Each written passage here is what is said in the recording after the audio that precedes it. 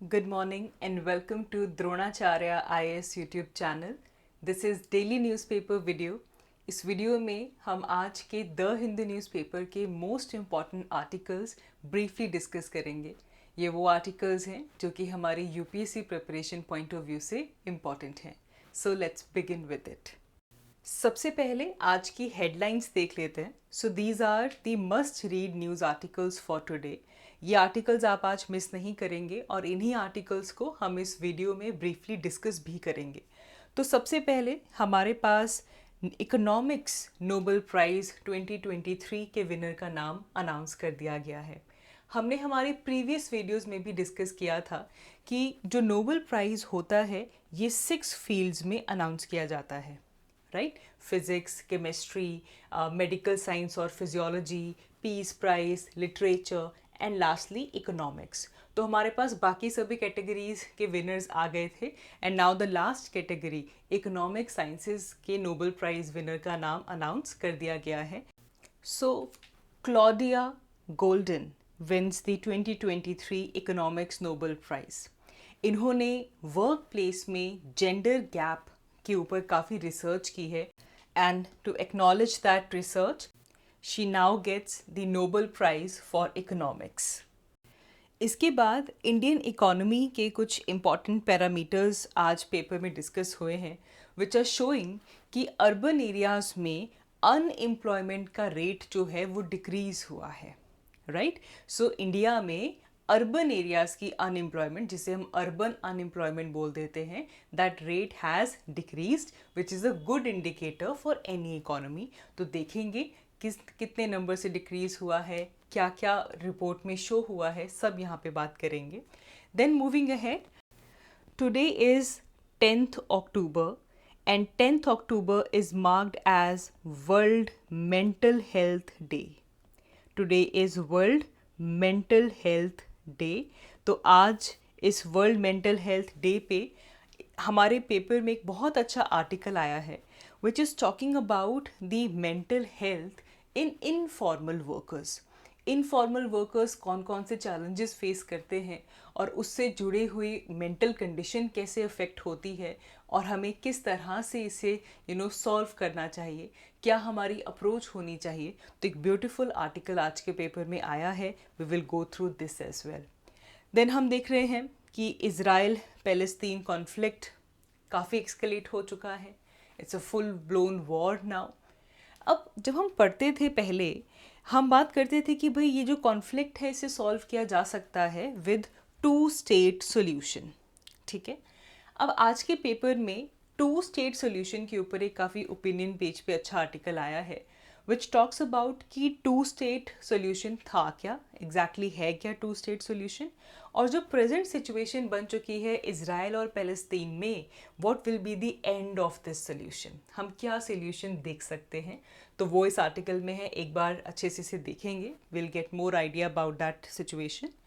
Then एक और editorial आज के पेपर में आया है which is stressing about digital authoritarianism. Presently हमारे पास, हम जानते हैं कि जब हम इंडियन फ्रीडम ऑफ प्रेस की बात करते हैं तो वर्ल्ड लेवल पे हम किस रैंक पर आए थे और किस तरह हमारी ये जो फ्रीडम है ये डिजिटल अथॉरिटी से अफेक्ट होती है. तो इसे लेकर एक अच्छा आर्टिकल आया है. ये हमारा जो फ्रीडम ऑफ प्रेस के अंदर डिजिटल मीन्स आने से क्या चेंजेस आ सकते हैं उसकी बात करता है. तो इसको भी हम ब्रीफली डिस्कस करेंगे. सो let's begin with today's video. तो जी हमारा पहला article is about the economics Nobel prize for research on work place gender gap, जो कि मिला है क्लॉडिया गोल्डन को. Now, Claudia Golden, she is basically a professor in Harvard University. इन्होंने labour market के अंदर जेंडर गैप को समझने में काफ़ी अच्छी रिसर्च की है and therefore she got the Nobel price in economics. अच्छा, यहाँ पे एक बात जो आपने याद रखनी है वो ये है कि जब हम इकोनॉमिक्स कैटेगरी की बात करते हैं so she is the only third women to get award in the economics category of Nobel prize. ठीक है, तो आज तक 93 नोबेल लॉरेट्स को इकोनॉमिक प्राइज़ मिला है एंड इकोनॉमिक कैटेगरी के अंदर she is the third women to get the award. ठीक है. Now she has studied 200 years of women participation in work place. पिछले 200 सालों में जिस तरह वर्क प्लेसेस में विमेन की पार्टिसिपेशन रही है, ये इन्होंने स्टडी किया है. And she gets an idea कि चाहे इकोनॉमिक ग्रोथ जैसे भी हो रही, इकोनॉमिक ग्रोथ इम्प्रूव हो रही है, कंटिन्यू हो रही है, बट स्टिल जो विमेन को जो पे मिलती है, it is not catching up with the men. एक men and women divide still exist करता है हमारे वर्क प्लेस में. चाहे हम 200 साल पीछे चले जाएं, चाहे हम आज की बात करें, चाहे पहले इकोनॉमिक ग्रोथ कम थी और आज इकोनॉमिक ग्रोथ ज़्यादा है, फिर भी मेन एंड विमेन की जो पे है उसके अंदर डिस्पैरिटी हमें मिलेगी. And despite that women are gaining more education as compare to men. Now इस पूरी रिसर्च में इन्होंने सोल्यूशन नहीं प्रोवाइड किया. Basically she has analyse the problem. Now किसी भी पॉलिसी मेकिंग में सबसे पहले प्रॉब्लम समझ में आना ज़रूरी है. सो देयरफॉर हर research becomes very important because it will allow the policy makers to tackle this problem. क्योंकि अब सोल्यूशन हमारे पास तभी आ पाएगा व्हेन वी नो एग्जैक्टली कि प्रॉब्लम कहाँ कहाँ पे है. सो शी एक्सप्लेन्स कि जो जेंडर गैप के सोर्सेज हैं या ये चेंज हुए हैं. सो क्लॉडिया गोल्डन ने अपनी रिसर्च में ये हाईलाइट किया है कि क्या क्या सोर्सेज हो सकते हैं इस जेंडर गैप के, फर्स्ट ऑफ ऑल, एंड किस तरह over the period of time ये जो जेंडर गैप है इसमें चेंजेस आए हैं, ये किस स्टेज ऑफ डेवलपमेंट पे किस तरह वेरी हुआ है, ये सब कुछ इन्होंने अपनी रिपोर्ट में हाईलाइट किया है. So it basically shows us कि कोई एक सिंगल पॉलिसी काफ़ी नहीं है to solve this issue of gender gap. It's a complicated question, it's a complicated issue, so we need multiple policies to address it. Moving ahead, हमारा अगला article Indian economy point of view से important है. So as I said in the beginning also, हमारे जो urban unemployment rates हैं वो decline हुए हैं. अब यहाँ पे ध्यान से देखिए, मैं अनएम्प्लॉयमेंट की बात कर रही हूँ. अगर अनएम्प्लॉयमेंट कम होगी that is good for economy. तो हमारे पास रिसेंटली सर्वे आया है जिसे हम कहते हैं periodic labour force survey. And this periodic labor force survey is carried out by NSSO. NSSO is National Sample Survey Authority and it comes under Ministry of Statistics and Program Implementation. Ministry of Statistics and Program Implementation. ठीक है जी. अब इनकी periodic labour force survey की report के accordingly हमारी जो unemployment rate थी urban areas में वो डिक्लाइन हुई है. सो ये डाटा हमारे पास Q1 का आता है. हमारा जो फाइनेंशियल ईयर चल रहा है अप्रैल से लेकर जून तक 2023 का अगर डाटा देखा जाए तो अर्बन अनएम्प्लॉयमेंट डिक्लाइन हुई है. सिमिलरली यहाँ पे लेबर फोर्स पार्टिसिपेशन रेट भी आया है. Now this is basically for people above 15 years और अबव 15 ईयर्स. तो ये जो डाटा है ये भी इम्प्रूव हुआ है. देन हमारी वर्कर जो पॉपुलेशन रेशियो है वो भी इम्प्रूव हुई है. ठीक है. सो जो labour force participation rate increase हुई है हमारे पास पिछले साल ये तकरीबन 47.5% के आसपास थी, जो कि इंक्रीज़ होकर 48.8% पे पहुंच चुकी है. So it shows that it has increased. And ये इंक्रीज़ दोनों मेन और विमेन दोनों में देखने के लिए मिला है. For main also it has increased and for females also it has increased. Same case is with the worker population ratio. Urban areas में मेन और विमेन दोनों के लिए ही ये इंक्रीज़ हुई है. अब यहाँ पे एक और चीज़ कही गई है कि अगर हम इन डाटास को प्री पैंडमिक पीरियड से रिलेट करें, मतलब 2018 और 19 के डाटा से देखें, तो उसके कंपैरिजन में भी ये जो इम्पॉर्टेंट लेबर मार्केट इंडिकेटर्स हैं इन्होंने इम्प्रूवमेंट शो की है. Right. Not just post pandemic time, pre pandemic years के कंपैरिजन में भी हमें इम्प्रूवमेंट देखने के लिए मिली है. So it's a very good thing कि हमारे फर्स्ट क्वार्टर में अर्बन अनएम्प्लॉयमेंट डिक्रीज हुआ है. आगे बढ़ेंगे तो 10 October world mental health day पे इस बार का जो थीम है that is mental health as a universal human right. Mental health should be treated as it is a universal human right. और इस आर्टिकल में आज के दिन हमारे इनफॉर्मल वर्कर्स की मेंटल हेल्थ के ऊपर हाईलाइट किया गया है. अगर हम इंटरनेशनल लेबर ऑर्गेनाइजेशन के अकॉर्डिंगली देखें तो 15% जो वर्किंग एज अडल्ट्स हैं they are living with some work related mental disorder. अब अगर कहीं पे डिसेंट वर्क है, कोई पर्सन डिसेंट वर्क कर रहा है, अच्छी वर्किंग कंडीशंस हैं, it will definitely have a positive impact. लेकिन अगर कोई पर्सन अनएम्प्लॉयड है या फिर कोई अनस्टेबल एम्प्लॉयमेंट में है, वर्क प्लेस पे डिस्क्रिमिनेशन होती है, पावर्टी है, अनसेफ वर्किंग कंडीशंस हैं, इन सब से वर्कर की मेंटल हेल्थ इफ़ेक्ट होती है. Especially low paid workers, unrewarded workers who are insecure about their jobs, who are working in isolation, they are more exposed to mental health issues. ये international labour organisation ने ये बात दिखाई है. अब India के पर्सपेक्टिव में अगर हम बात करें तो इंडिया की जो इनफॉर्मल वर्कफोर्स है उसमें हमारी 90% वर्किंग पॉपुलेशन एंगेज्ड है. Now that is why it is important for us. 90% of our working population is engaged in informal workforce. अब they work without regulatory protection. Comparatively, they work in unsafe working environments, long hours, very little social and financial protection they get. They suffer from this very high uncertainty. They face discrimination और इन सब से उनकी जो mental health है वो undermine होती है. And plus they have limited access to mental health services as well. अब इसमें यहाँ पे भी जेंडर डिस्पैरिटी आ जाती है. 95% जो इंडिया की वर्किंग वुमेन है they are engaged in informal sector, low paying informal sector without any social protection. Plus they are also suffering from patriarchal stresses also. So that also adds on to the mental health issues.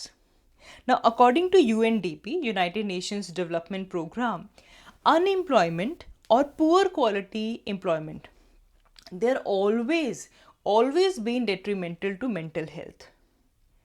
And इसमें हमारा जो 15 से 34 years का जो youth है, अगर वहाँ पे वो अनएम्प्लॉयमेंट फेस करें या पुअर क्वालिटी अनएम्प्लॉयमेंट फेस करें, they are more susceptible to negative emotions that lead to mental health issues. Now एक इंटरनेशनल लेबर ऑर्गेनाइजेशन ने एक रिपोर्ट में हाईलाइट किया था कि जो यंग वर्कर्स हैं they are shifting to these informal work, they are accepting any low paying jobs, they are working in poor working conditions out of desperation. या तो वो इन कंडीशंस में वर्क करते रहेंगे या फिर वो ऑल टुगेदर लेबर फोर्स में पार्टिसिपेट करना ही बंद कर देते हैं. एक चीज़ और हमने देखी, पिछले हफ्ते हम बात कर रहे थे कि India will age in next 20 years. अब विद एजिंग जो एल्डर एज ग्रुप है it is already more vulnerable to mental health issues. And हमारे पास ऑलरेडी अगर हम 2011 के सेंसस की रिपोर्ट देखें तो इंडिया में 33 million elderly people were working post retirement in informal sector. So elderly unemployment is very important issue because it shows high poverty, economic dependency, or even the access to financial assets all being affected. So therefore ये एक ऐसा area यहाँ पे भी हमें ध्यान देना होगा. Social security we need to work on this also because देखो जो बेसिक चीज़ें हैं ना, food security, access to livelihood या फाइनेंशियल स्टेबिलिटी, ये अगर होगी तभी जो मेंटल हेल्थ है वो मेंटेन रहेगी. तो we need to have schemes like employment guarantee schemes जिससे कि एक अच्छा एम्प्लॉयमेंट गारंटी हो सके. We need to work on social security. We need to promote, we need to aim कि भाई उनकी इनकम बढ़े. We need to protect them from any economic distress, from any shock from economy, right? So informal workers, they contribute significantly to our economic, our national income. and they are only the one who are exposed to all these mental vulnerabilities. तो अब यहाँ पे क्या हो रहा है, हमारा जो बजट एलोकेशन हुआ था उसका 1%, टोटल बजट का 1% मेंटल हेल्थ को दिया गया था, जिसमें भी main focus digital mental health programme पे रखा गया. अब इस आर्टिकल में कहा गया है कि भाई अब हमारे पास रिपोर्ट आई है, world mental health report 2022, which says कि भाई मेंटल हेल्थ को एड्रेस करने के लिए हमें हमारा कम्युनिटी बेस्ड केयर को इम्प्रूव करना होगा.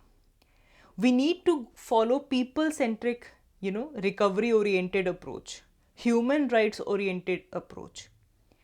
वी नीड प्रोएक्टिव पॉलिसीज जिससे कि जो मेंटल हेल्थ है वो इम्प्रूव हो सके. अब यहाँ पे सस्टेनेबल डेवलपमेंट गोल्स ले लीजिए. We have goal number 3 which talks about good health and wellbeing. How can we ignore it?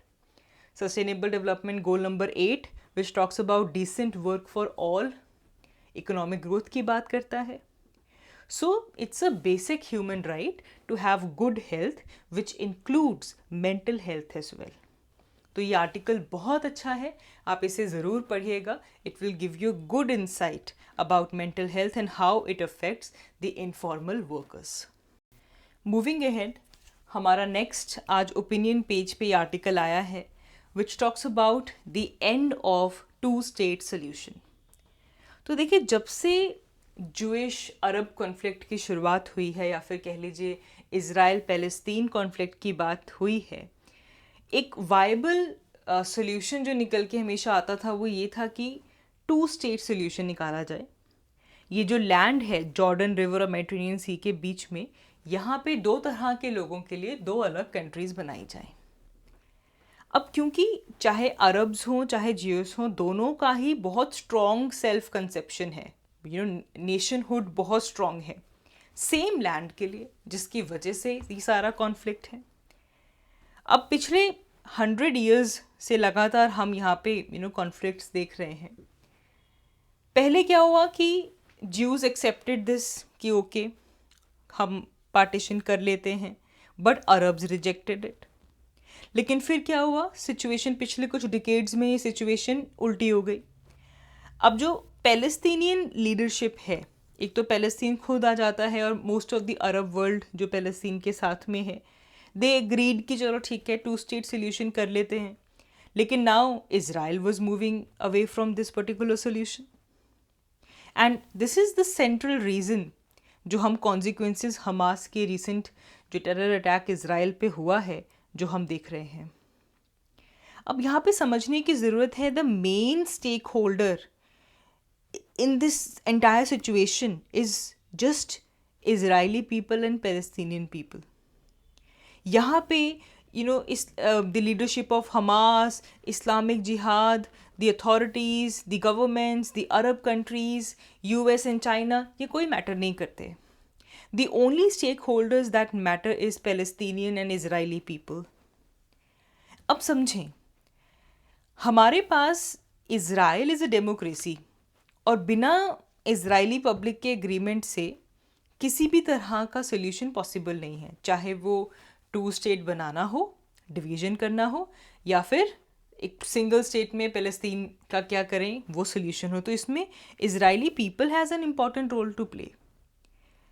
अब क्या हुआ, एक क्वेश्चन ये है कि अब ये जो हमास ने अटैक किया इज़राइल के ऊपर, तो क्या इससे पैलेस्तीन एक सॉवरेन स्टेट बन पाएगा? Will it push the people of Israel to think कि भाई टू एंड दिस अप हमें पैलेस्तीन को एक अलग कंट्री बना देना चाहिए?